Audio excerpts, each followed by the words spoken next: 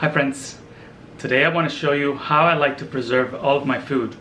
I've recently harvested a ton of tomatoes, okra, peppers, and green beans. And I have two favorite methods for preserving my food. One of them is dehydrating, and the second one is freezing. By far, the easiest way to preserve the summer bounty is by freezing them. But what I like to do is I like to make a pre-mix of what I'm going to be cooking. For example, I had a lot of green peppers and yellow peppers and some green beans. I cut them into strips all ready to cook, and then I mix the green beans, the peppers, and I make single portion. For example, my wife and I only need half a quart size bag of stir fry. In winter, I can take out one of the single served sliced peppers with green beans and I can throw a quick meal together. My favorite way to use this veggies is to make a stir fried rice. And it's so easy. You just pre-cook your rice ahead of time. You let it sit for 24 hours in your fridge, and then you put that in a wok. You start heating it up, and once the rice is all fully heated up, you toss these directly from the freezer into your pot, into your wok, and you have a very delicious meal. It is so easy to save veggies like this. So what you want to do is slice up all your veggies and squeeze out as much air as you can just by rolling the bag up like this. Close it up, and now you have single portion stir fry veggies. The best, next, and easiest thing you can do is to dehydrate some of your veggies. I've been dehydrating tomatoes and I've been putting them into mason jars.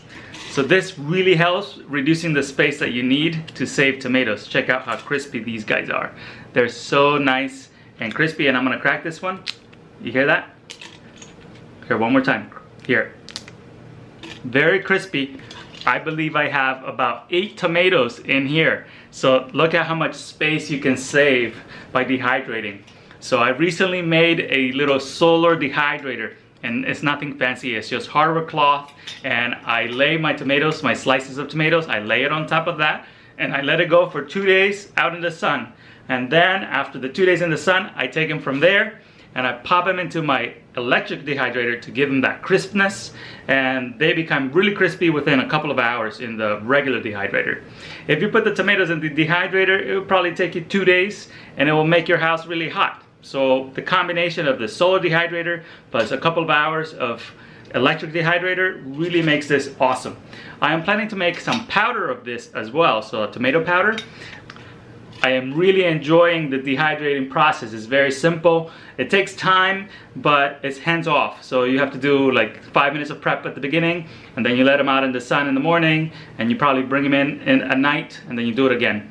Last year I did this method, and I only did 1 jar last year, and it went so quick. So this year I learned my lesson, and I'm hoping to do a couple more jars this year.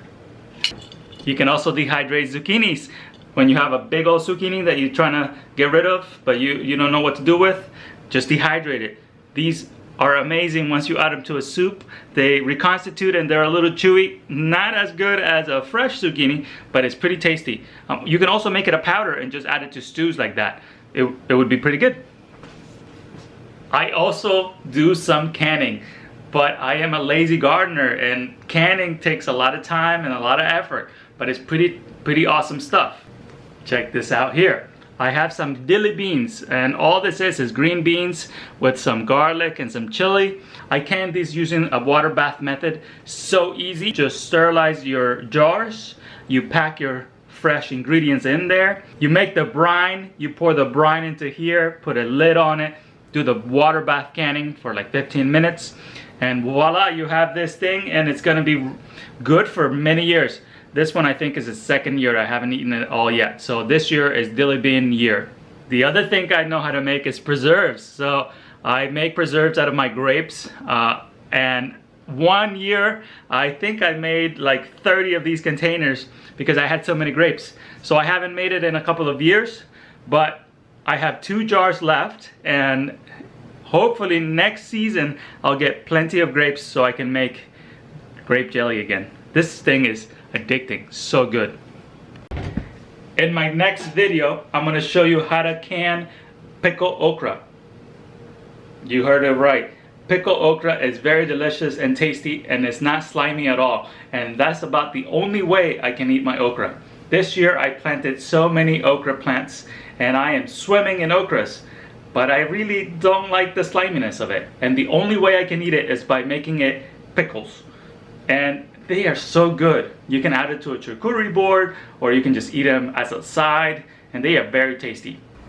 Here you can see my okra. I have about 2 pounds that I'm going to be canning today, and I already picked my fresh dill right here, and I'm probably going to use the same time to pickle some of these cucumbers. Preserving cherry tomatoes is so easy. All I do is I remove the little stems and then I wash them. I put them in a colander, and once they're pretty dry, I put them in these pint-sized containers. These plastic pint-sized containers. I pop a lid on them once they're full, and then I pop them into the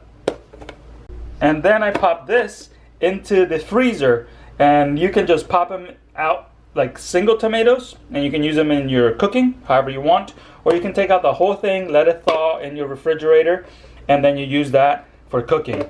My wife makes a really good pasta dish that requires 1 whole container of this, so I like to put away as many of these as I can. Last year I think I put like 20 of these containers, and we're about done with them. So it's perfect timing because we're starting to put some away now.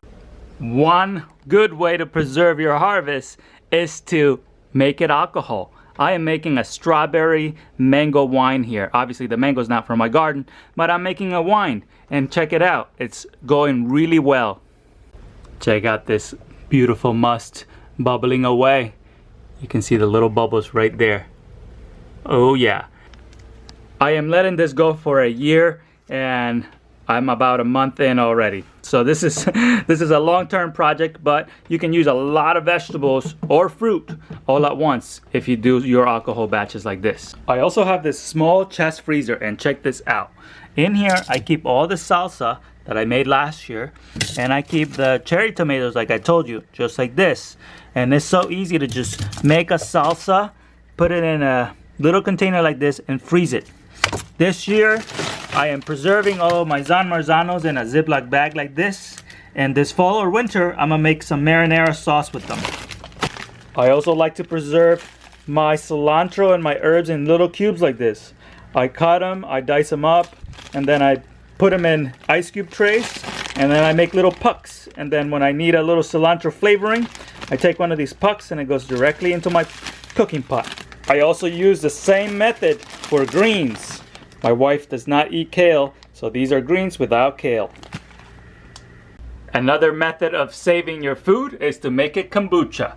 And here we have my kombucha experiment going on. This one is going to get turned into elderberry kombucha very soon. This is the first fermentation, and I'm going to be making a second fermentation in about a week. One other way of preserving your harvest is just to keep it in your basement. Check this out. This is my garlic from this year, and I have tons and tons of it left. This is going to be my seed garlic this year. This one was really big and nice, so I want to use that one. But check out how much garlic I have down here. Isn't that nice? I still have one big North Georgia candy roaster here from last year, and that's solid.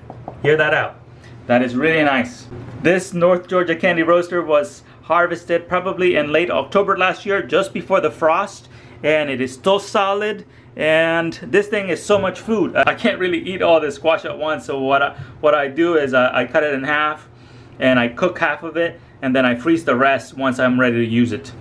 And what about your potatoes? This is how I store my potatoes. I have this open flow crate here, and I just put a towel on top of it, and check out my potatoes. I have quite a few pounds left. And in order to keep the harvest going, in my grow room I have my fall vegetables growing, and very soon I'm going to be making a video about the great plant out of my vegetable garden for the fall. I have so many different things going right now, but that's a different video. This is the small dehydrator I use for dehydrating a lot of my food. It's a very cheap one, and you can get this at any big box store. And I think this one was only 40 bucks, and I've had it for years, and it works really well. Only complaint I have is that it doesn't have any adjusting of the temperature, so you really got to be careful and watch your stuff so it doesn't burn it.